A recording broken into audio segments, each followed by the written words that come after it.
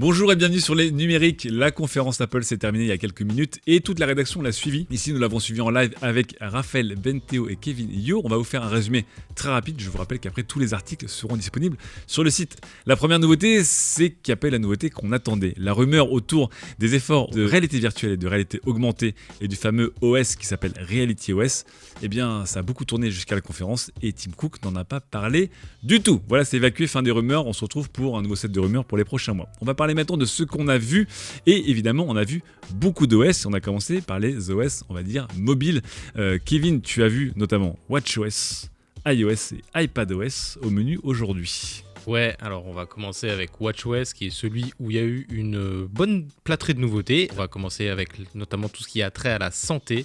On a une meilleure analyse du sommeil, on a une meilleure analyse de tous les cycles et aussi une meilleure analyse de nos activités. On a 3 nouvelles mesures qui seront prises en compte pour le running ou pour d'autres activités qui nécessitent de courir. On a également des nouvelles mesures pour le triathlon, l'Apple Watch qui va démarrer automatiquement et réussir à capter les différents sports que vous allez pouvoir faire pendant votre triathlon.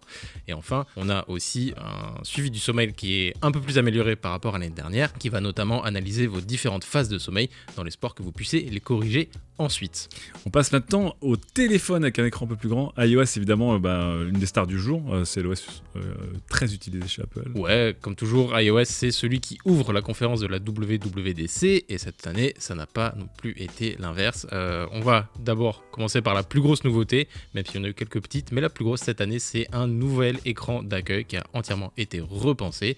On va pouvoir ajouter des widgets un peu comme on peut le faire déjà sur Android par exemple. On va pouvoir gérer tous ces petits widgets qu'on avait sur les écrans de home screen sur iPad et sur téléphone notamment. On va aussi pouvoir changer les fonds d'écran, on va pouvoir appliquer des filtres sur nos photos et surtout on va avoir un détourage beaucoup plus intelligent pour laisser notamment apparaître l'heure et ses widgets grâce au machine learning. On a également les notifications qui apparaîtront tout en bas de votre écran dans un menu déroulant histoire de ne pas bloquer votre nouveau petit décor d'accueil.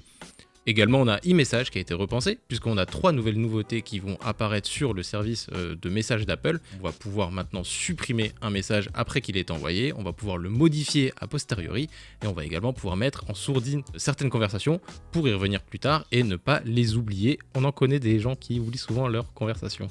On enchaîne avec les principales nouveautés, notamment d'iPadOS, avec une nouveauté qu'on attendait beaucoup. Ouais, alors iPadOS a été un peu plus chiche, ça a beaucoup fusionné avec macOS, sur lequel Raphaël reviendra, mais la grosse nouveauté d'iPadOS qu'on peut retenir, c'est ce nouveau multitâche qui s'appelle le Stage Manager, qu'on retrouve sur macOS Ventura également, et qui vient enfin offrir un vrai multitâche à l'iPad, ce qui lui manquait cruellement.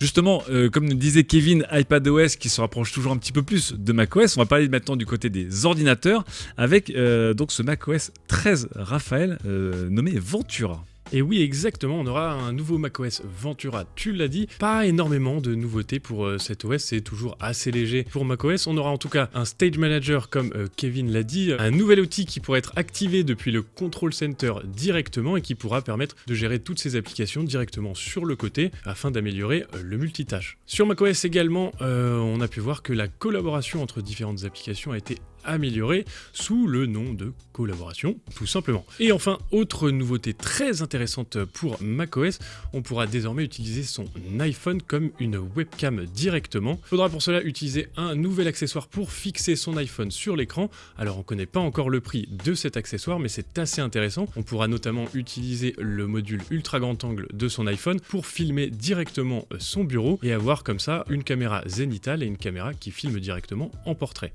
Et enfin, on n'aura pas eu d'AR et de VR, mais on aura eu quand même un peu de hardware avec cette puce M2 qui se faisait attendre et qui a été officialisée, Raphaël. En effet, cette puce M2 dont on n'était pas sûr d'entendre parler tout de suite, mais finalement Apple a bel et bien dévoilé cette nouvelle puce. Alors c'est un M1 amélioré, optimisé, qui devrait offrir de meilleures performances, mais également une meilleure efficience énergétique. Cette nouvelle puce M2, elle est inaugurée par 2 nouveaux modèles de Mac. Tout d'abord, un MacBook Pro 13 pouces qui ne révolutionne clairement pas la série. On a le même design tout simplement, mais avec cette nouvelle puce qui devrait offrir jusqu'à 24 Go de mémoire unifiée et donc de meilleures performances logiquement. Celui qu'on attendait, le MacBook Air, est lui aussi renouvelé, mais cette fois avec des des nouveautés bien plus intéressantes. On a tout un design qui est renouvelé de fond en comble. On parle de bordure plus fine, une petite encoche à la manière des MacBook Pro 14 et 16 pouces, une webcam Full HD enfin, et puis le retour du MagSafe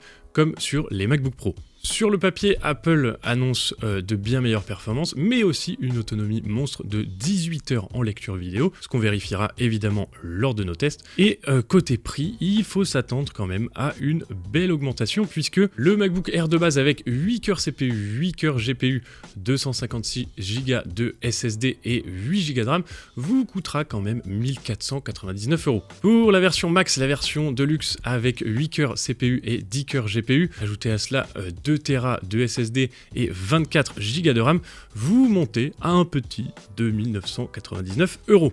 Et c'est comme ça qu'on se quitte encore une fois sur des conférences Apple, c'est-à-dire des nouveautés intéressantes, des prix qui vont faire discuter pendant longtemps, et on vous rappelle, nous, et bien surtout le plus important, des tests, puisque Kevin, Raphaël, mais aussi toute la rédaction, on va s'atteler à récupérer tous ces beaux petits produits et voir si les promesses sont tenues. On vous rappelle que pour plus de détails, tout est disponible sur le site dans quelques heures, et nous on se retrouve pour les prochaines conférences. À très vite, ciao.